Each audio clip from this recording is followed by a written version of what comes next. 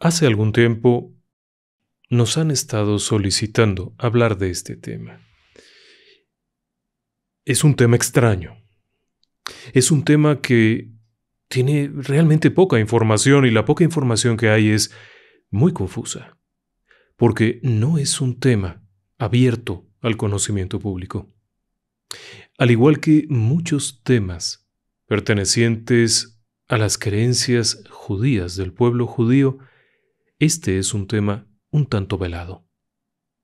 Por lo tanto, se basa en numerosos supuestos, dado que son conocimientos reservados.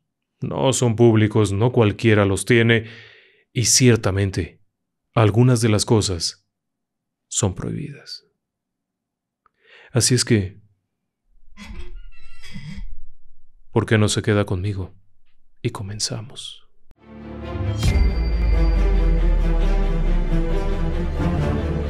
Relatos del lado oscuro. Fantasmas. Seres extraños. Sucesos inexplicables. Perversidad humana. Historias que otras mentes prefieren ignorar.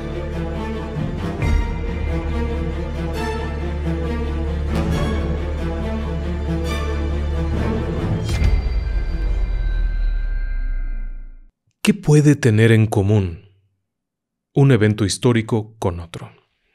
Cuando están separados por el tiempo y por las circunstancias, vamos a empezar.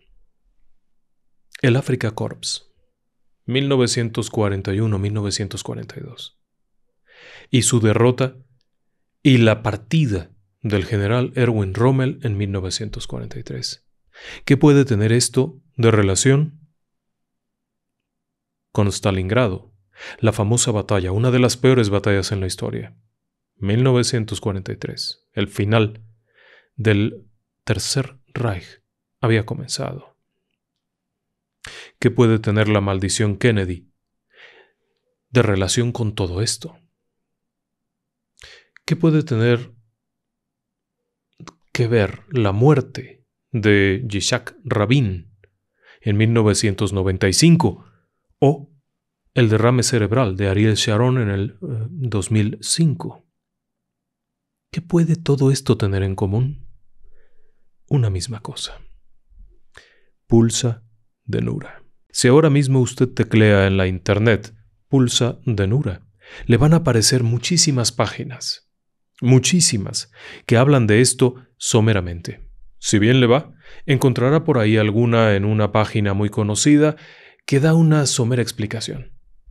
Pero en la gran mayoría repiten exactamente las mismas historias. La muerte de Yitzhak Rabin, la maldición de Ariel Sharon, y si bien nos va, hablarán acerca de Raúl Ormet, pero muy poco. Y en muchas de ellas se dice que es la maldición judía. Déjeme que le platique un poco porque creo que falta conocer más al respecto.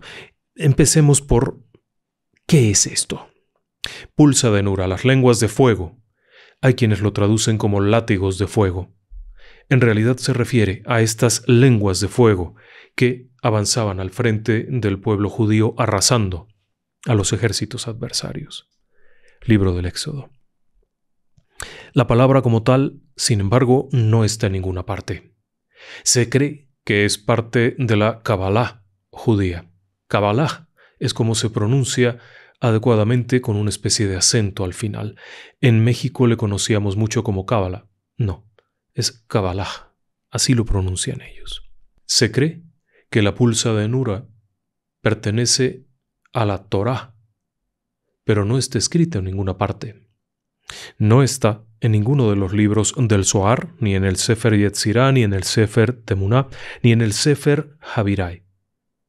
Tampoco lo está en ninguna otra parte. Por lo tanto, no es algo escrito, pero déjeme que le explique un poco. Kabbalah básicamente es una práctica interna del pueblo judío que tiene una historia muy larga, de muchos siglos. Parte del estudio de la antigua Torá, el Pentateuco, el libro antiguo, y también un poco del Tanaj, que son los libros base. Kabbalah quiere decir recipiente, es decir, que somos el recipiente de un conocimiento. Este conocimiento es el estudio de aquello, de aquellos versículos del Antiguo Testamento, del Pentateuco del Antiguo Testamento, de esos libros antiquísimos, que en principio, si uno los lee, parece ser una historia cualquiera, pero en el fondo tiene un número increíble de cosas que se han analizado a través de los siglos y que se convirtieron en una tradición oral del pueblo israelita.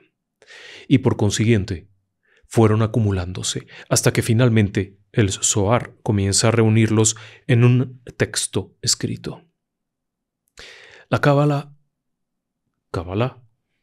no es un libro de magia. No, por supuesto que no. El pueblo israelita no hace magia, no practica la magia, está prohibida. No podrían intentarlo, ningún rabino lo haría. Sería una locura. Sería la condenación inmediata. Es estrictamente prohibido. Kabbalah es una lectura de lo que quiere decir la Torá, con todo lo que esto significa. Es una forma de vida. No te enseñan recetas mágicas, te enseñan formas de vida. Es algo muy interesante de leer, pero muy difícil de entender. Sin embargo, como le decía al principio, Pulsa de Nura, la maldición judía. Así le llama a todo el mundo. En realidad no es eso. Se dice que es parte del Kabbalah, pero no está ahí.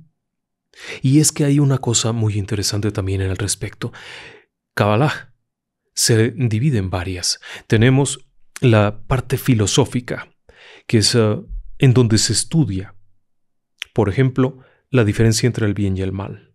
Hashem, como se le llama al Creador, para no pronunciar su nombre y cometer algún error con el nombre. Hashem quiere decir simplemente el nombre. Pero al decirlo, sabemos de quién hablamos. Pero no se deben de decir los nombres. Los nombres del Altísimo se reservan. No se pueden cometer errores con ello. Pero Kabbalah tiene esta variante, la variante filosófica, el estudio entre el bien y el mal, el estudio de toda esta filosofía alrededor. También tenemos el aspecto bíblico. Kabbalah bíblica estudia la Torá, la Tanaj. ¿Qué quiere decir? ¿Qué significa? ¿Qué cosas están ahí ocultas? ¿Cómo aplicarlos? Pero hay una tercera, que es Kavanah. Sería el Kabbalah, que es la aplicación práctica de esto. Son consejos. ¿Cómo puedes hacer oración? ¿Cómo puedes hacer la meditación? ¿Cómo puedes estudiar esto? ¿Cómo puedes reunirte para la oración? ¿Cómo hacer todo esto? Es complejo, largo, son muchos libros que llevan a un conocimiento de la vida y de la materia y la relación que hay entre la espiritualidad y la materia. De acuerdo con Kabbalah, la materia y el espíritu están unidos. No hay uno sin otro. Fueron creados de formas similares. Por ello es tan importante aprender todo lo que se pueda respecto a la interacción de estos elementos. Por eso debe de quedar muy claro, Pulsa de Nura no es una maldición. Eso está prohibido. Un rabino no tiene derecho de maldecir a nadie. Estaría cavando su propia tumba y su propia condenación.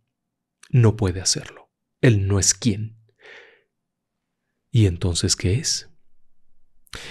Pulsa de Nura no está en los libros, pero está en la tradición antigua, en la tradición oral, en la antigua Kabbalah Maaseh, la que no se escribió, la que era para alterar o detener las leyes naturales. ¿Cómo? ¿Se acuerda usted de aquel capítulo de la Biblia en donde las aguas del Mar Rojo se abren para permitir el paso del pueblo judío?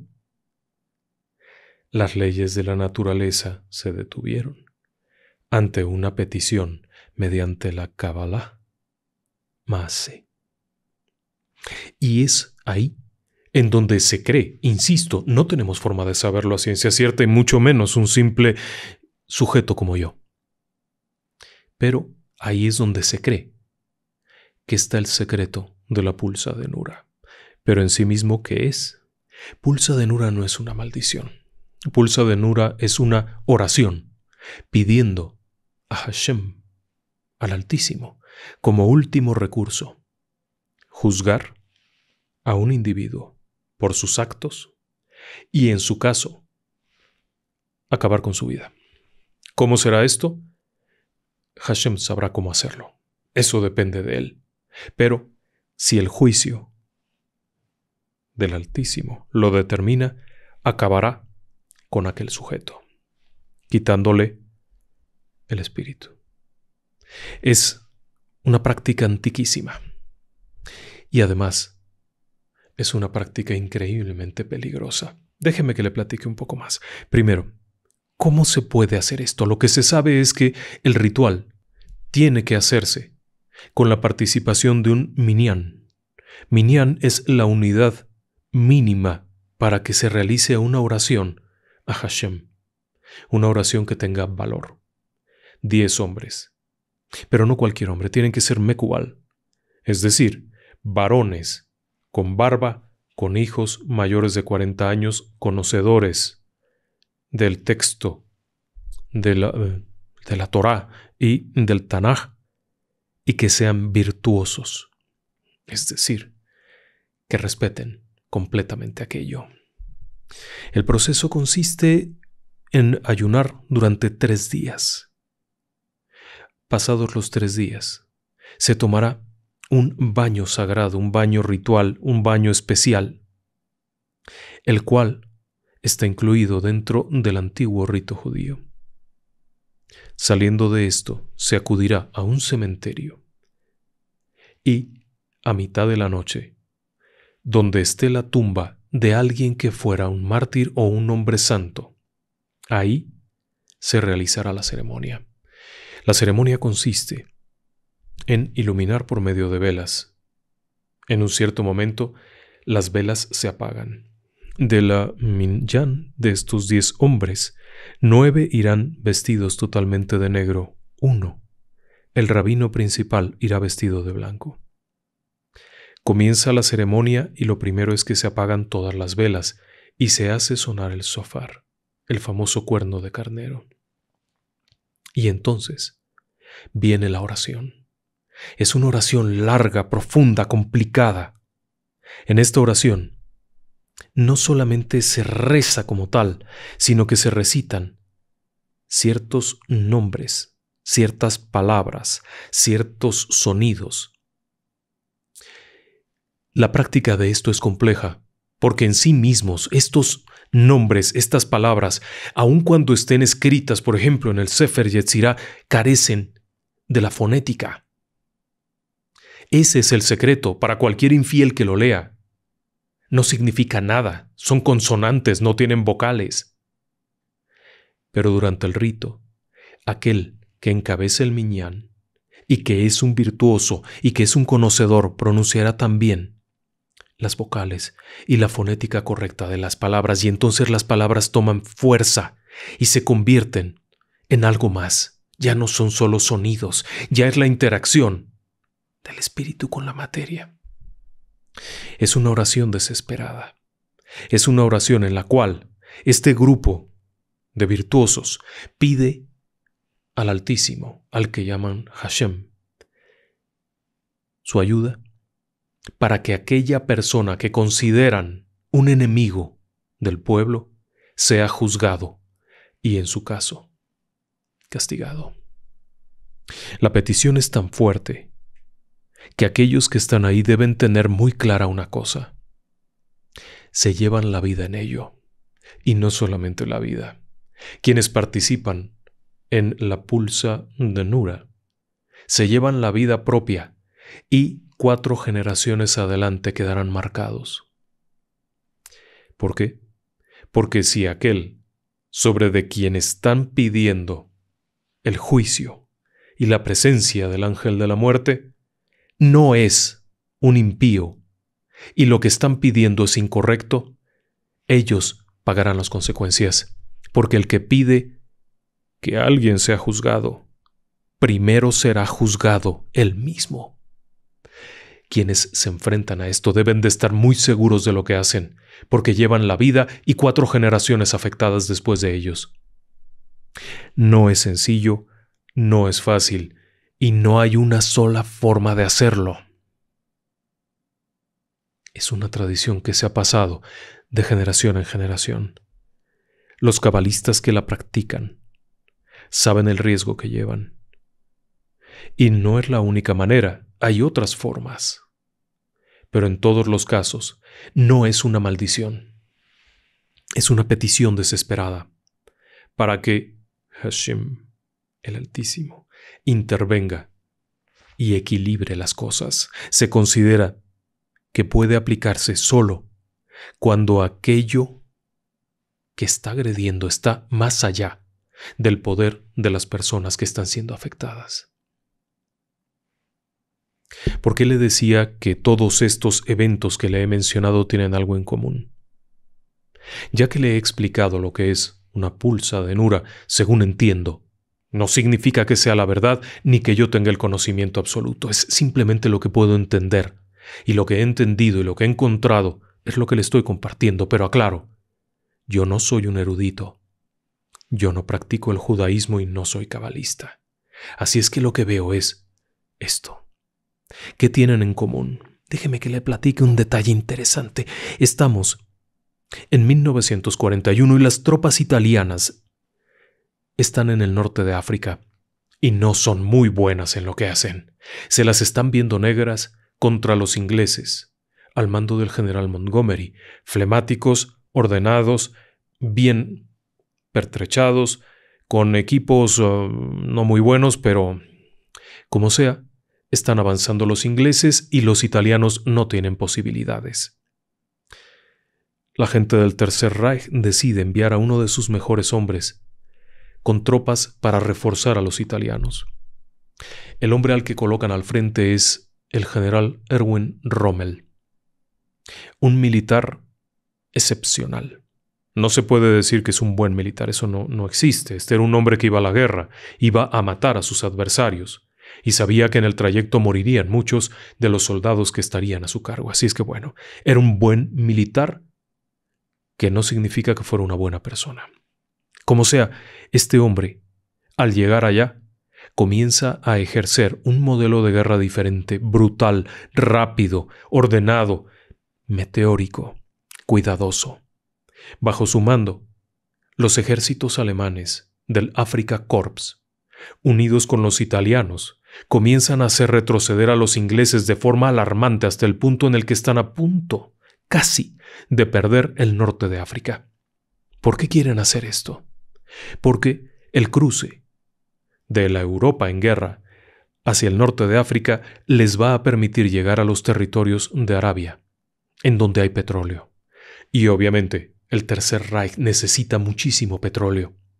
Pero además de esto, también cruzarán hacia Medio Oriente, a territorios de Irán e Irak, en donde se han descubierto yacimientos petroleros, que también serán de gran utilidad, y el Canal de Suez.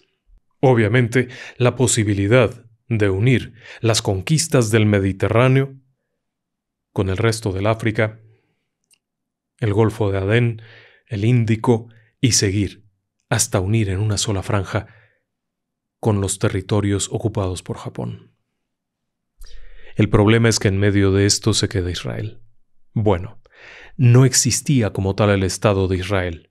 Existía un territorio bajo control británico, en donde habitaban muchísimos ciudadanos de origen judío.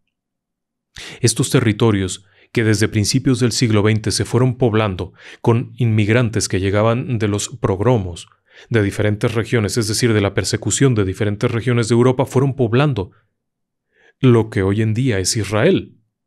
Y por consiguiente, el hecho de que el Afrika Korps de Erwin Rommel avanzara meteóricamente, destrozando todo lo que encontraba, incluido entre todo esto el ejército americano, que tendría su primera batalla en el norte de África y sería apaleada por el Afrika Korps. ¿Qué tiene que ver?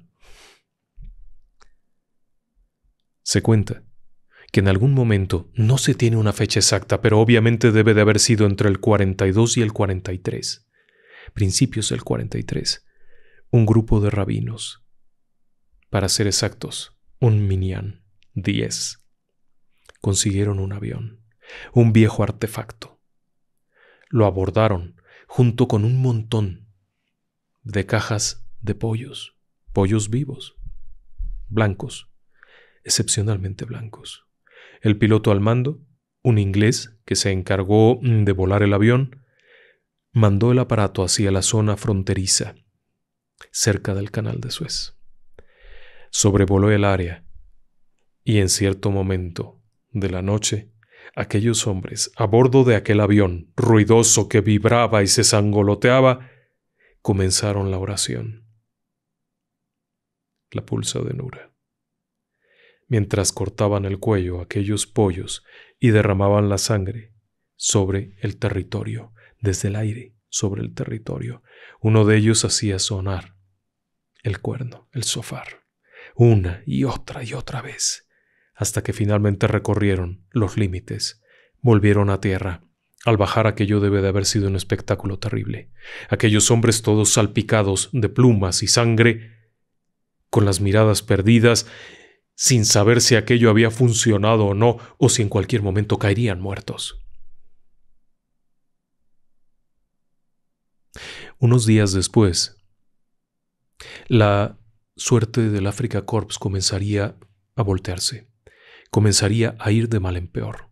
Para 1942, la derrota en el Alamein significaría un retroceso importante, pero posteriormente, y a principios del 43, Erwin Rommel, el zorro del desierto, un personaje digno de un programa completo, enfermaría de gravedad y sería evacuado, dejando las tropas del Afrika Korps al mando de otro general que muy pronto fue no solo derrotado, sino aniquilado. 120,000 soldados fueron capturados. Nunca cruzaron la franja que había sido marcada por aquellos rabinos esa noche.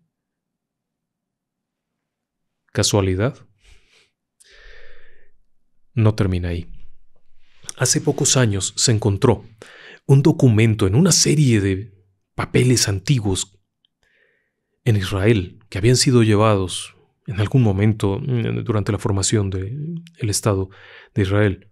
Es decir, en algún momento de los 50 llegó una serie de documentos traídos de Europa y apenas hace unos meses entre todos estos papeles se encontró uno por demás peculiar.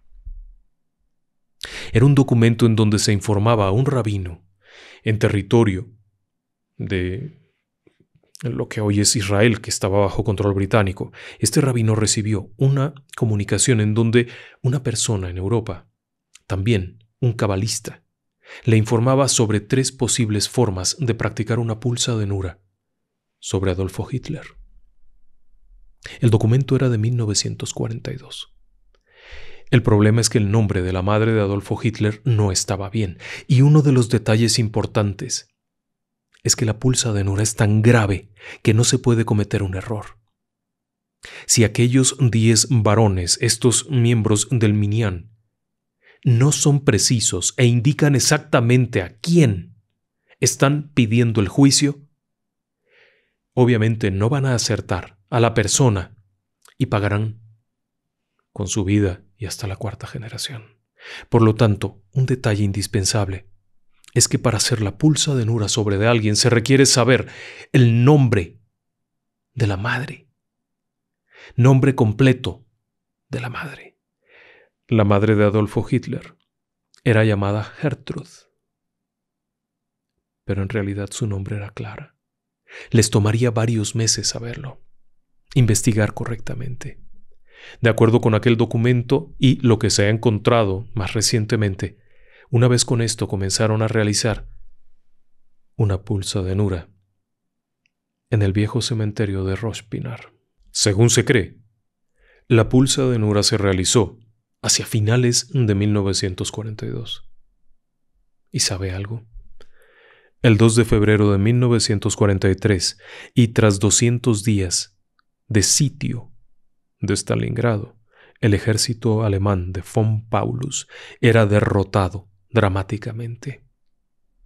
Y así, después de esta que se ha considerado una de las peores batallas de la historia, de las más sangrientas de la historia, de las más terribles para ambos bandos, después de Stalingrado, el Tercer Reich se vendría abajo. Sería el principio del final. Según se cree, esa fue la respuesta a una pulsa de Nura. Pero no termino ahí. Para no dejarlo abierto a la especulación. ¿Ha oído usted hablar de la maldición de los Kennedy? Era una familia importante. Una familia norteamericana de Estados Unidos que era considerada como la realeza norteamericana, como la familia real de los Estados Unidos. Todos eran muy destacados, muy sociables, todos tenían posiciones importantes. Uno de los patriarcas era Joseph Kennedy, mano derecha del presidente Roosevelt durante la Segunda Guerra Mundial, de Franklin Delano Roosevelt. Joseph Kennedy era el embajador en Inglaterra. Era también miembro de varias cosas dentro del gobierno de los Estados Unidos. Tenía una familia esplendorosa, todo muy bien. En 1941, cuando comienza la persecución fuerte en territorios polacos por parte de las tropas alemanas, hay una historia interesante. Según se cuenta, el rabino Aaron Kotler, hay quienes dicen que fue otro rabino, contactó con Joseph Kennedy para pedir la ayuda de los Estados Unidos para obtener documentos de migración que permitieran a los ciudadanos judíos que habitaban en Polonia salir de ahí, salvarse, poder escapar a la persecución. Sin embargo, Joseph Kennedy no era un hombre muy afecto al pueblo judío, y de hecho hay quienes lo consideraban antisemita. Pero, como fuera, no hizo gran cosa. A pesar de la cercanía que tenía con el presidente Roosevelt, no hizo nada. De hecho, siempre se sospechó que había algo más. Como fuera, la persecución continuó y aquello derivó en una serie de cosas terribles, lo que le mereció una pulsa de Nura. A partir de ese momento, la familia Kennedy viviría cosas terribles y, de acuerdo con aquella pulsa de Nura, lo que se pedía es que Joseph Kennedy nunca vería alegría en sus hijos y él mismo no lo viviría. Tenga en cuenta que John F. Kennedy, Robert, Ted, sus nietos, morirían de formas trágicas, en lo que se considera una maldición. Pero para algunos creyentes, no solo no es una maldición, sino es producto de un juicio, el juicio de allá arriba. Esa es la pulsa de Nura. Ahora, el riesgo es real. Si se equivocan y dan el nombre equivocado, obviamente se intentaría juzgar a quien no lo merece. En el supremo conocimiento, esto significaría que en la primera instancia sabrían que esa persona no es injusta ni ha cometido ningún agravio y se enjuiciará a los demás, a los que pidieron el juicio. Por eso era tan importante estos detalles. Ahora, la pulsa de Nura puede también no ir dirigida a una persona en específico, sino como protección de un territorio. Recuerde que el Kabbalah, Maaseh, es simplemente una forma de interrumpir, es una forma de acción que interrumpe la acción natural, las leyes de la naturaleza. Por lo tanto, esta era una forma de hacerlo. Claro que también están los casos de Yitzhak Rabin. En el año 95 se celebró una pulsa de Nura solemne, otra vez en el cementerio de Rosh Pinah, y la razón por la cual fue sometido a juicio era porque Yitzhak Rabin planeaba abrir los territorios para que se establecieran y hubiera una comunidad entre el pueblo israelita, los palestinos y otras personas que habitaban ahí, otras etnias que habitaban esta región, como tal, sin tener mayor problema. Incluso lo que pretendía el primer ministro israelita, Yitzhak Rabin, quien sería incluso nombrado muchas veces como un hombre ejemplar, era poder establecer estos campamentos comunes. Sin embargo, para quienes practicaban Kabbalah y eran creyentes de la Torá y respetuosos de todo lo que se indica ahí, había un problema. Y el problema era el libro del Éxodo, en su capítulo 23, versículo 32, en donde dice: no harás pacto con ellos, ni con sus dioses, refiriéndose a los habitantes de la tierra que fue entregada al pueblo israelita por Hashem. El versículo es breve, pero a lo largo de todo el capítulo se explica cómo Hashem va a hacer que desaparezcan poco a poco, pero que no deberán hacer pacto con ellos. Yitzhak Rabin intentaba hacer pacto, estaba violando, por lo tanto, ese versículo, y como tal se consideró que sufriera una pulsa de Nura. Pocos días después de aquel ejercicio, de aquel ritual en el cementerio, Yitzhak Rabin era asesinado por la espalda. No se sabe cómo va a resultar una pulsa de Nura. No se sabe, no es un encantamiento que busque dejar a alguien cojo, tuerto.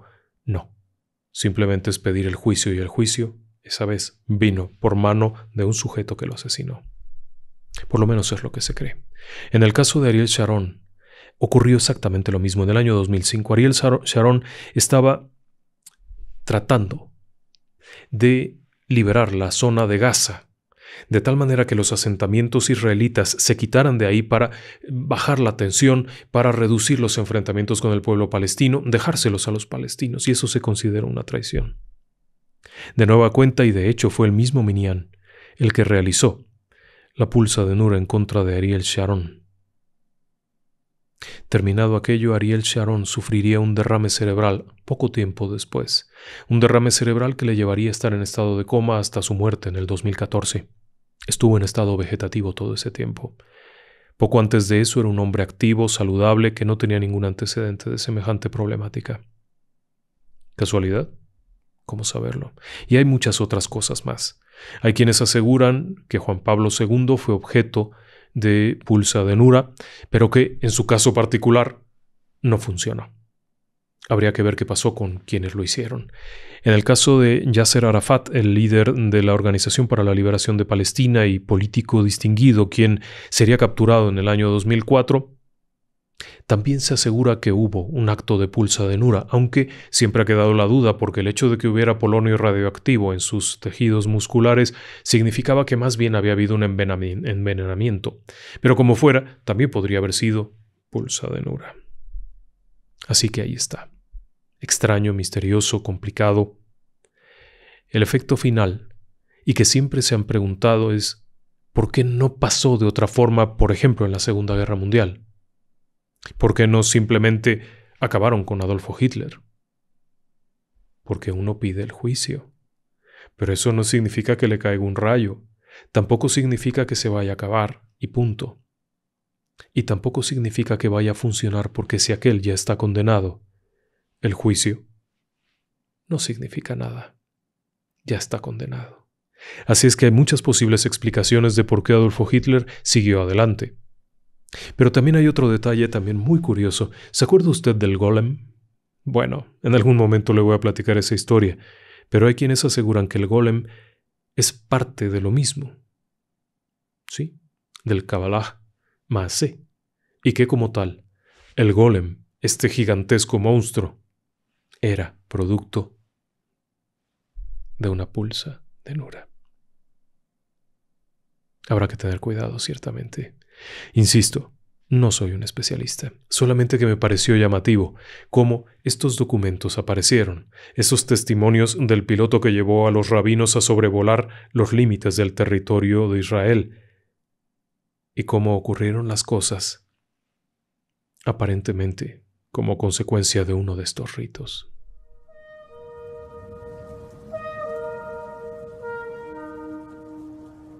¿Y ahora qué le parece si mandamos algunos saludos y felicitaciones? Primero que nada, Queremos mandarle un abrazo a nuestro amigo Patrick Rosas, siempre está con nosotros, siempre muy activo. Patrick, muchas gracias por todo el apoyo, por la compañía. Un fuerte abrazo. También, por supuesto, queremos mandarle uno de estos abrazos cariñosos a la tía Cristina, a Carlos, que nos acompañan desde la Ciudad de México y que siempre están pendientes de nosotros, y nos da mucho gusto saber que han seguido nuestros pasos desde épocas muy antiguas. Muchas gracias por ello. Y ahora, algunos saludos y felicitaciones. Primero que nada, a Ricardo, que se encuentra en Jalapa y ha cumplido años. Para Pilar Lozano, Silvia María, Elicia Gatti, que están en Buenos Aires. Para Tai Yang, Ana C. Coffin, que también ha cumplido años. Blanca Mari GC, de parte de Rosy. ¿Quién se acuerda del cumpleaños? Daniel, Shirley y David, que están cumpliendo 25 años de casados. A seguirle dando duro, a tener gusto por la vida, a sentirse acompañados. No lo dejen pasar. Es una gran aventura que puede durar toda una vida. Patricia Vicencio es una maestra jubilada que nos acompaña desde Argentina. Alejandro Núñez Valdés, Milo Aguilar, Paula Olmos, Don Matemático. Un abrazo, qué bonito nombre. Lucy Lucena, Armando Hernández, Josefa, Ivette Rosales, Leonora, que nos escucha junto con Mixtli Valeria, que es un poquito pequeña, pero ella más bien escucha cuentos de bandera blanca. Le mandamos un abrazo a las dos. Gracias por estar con nosotros. Petra y Ramón, en California, en Rialto, ellos cumplen 48 años de casados. Les mandamos un abrazo y nuestra admiración, nuestro respeto por ese cariño que se tienen. Les mandamos un fuerte abrazo a ambos. También le mandamos un fuerte abrazo a nuestra querida Margarita Flores y a Isabel, que son seguidoras del programa y siempre nos apoyan y nos han platicado que tienen un ET como el de nosotros. Así es que les mandamos un abrazo. Gracias por ser compañía de este programa. Rodrigo Hernández está cumpliendo años próximamente y está en Bogotá, Colombia. Nos ha mandado un correo muy bonito, se lo agradecemos y le mandamos un fuerte abrazo. Feliz cumpleaños para todo el año. Joe Herrera. Joe Herrera está felicitando a Gael Herrera, es su hijo. Está cumpliendo 15 años y eso le llena de orgullo. Le mandamos un fuerte abrazo a ambos. Deseamos que sea una vida buena, exitosa, grande, llena de éxitos. Que se entienda que la vida puede ser muy buena. Está en una estupenda edad con un enorme libro lleno de hojas abierto para él solito. Ogéalo, entiéndelo, apréndelo, ponlo en práctica. Suerte, mucha suerte, Gael. Gracias por acompañarnos. Y algunos saludos para Marcela Lemus y su hermano Andrés, a quien quiere mucho. Martín Carvajal y su esposa Isolina Maldonado y su hija Agustina, que están en la banda Santiago del Estero, Argentina. Muchas gracias por acompañarnos en familia. David Cortés y su esposa Marcela Pembert, desde Medellín, Colombia. Jacqueline Martínez. Muchas gracias. La familia Castro Sierra en León, Guanajuato, la tierra del calzado. Jaime Ledesma en Apodaca, Nuevo León.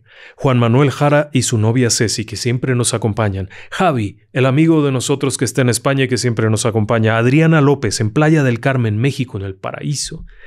Juana Martínez y Antonio Garcés en Ciudad de México, la ciudad más grande del mundo.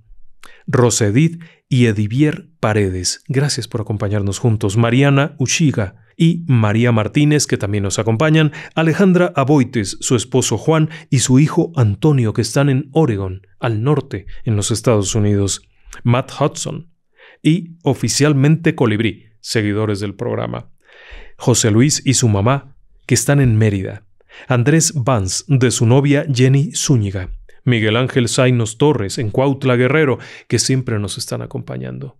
Muchas gracias a todos ustedes y no olviden pasar a echar un vistazo por ahí al Facebook para el asunto de los premios que estamos regalando con motivo de los 500,000 suscriptores. Muy buenas noches. Que descansen en paz.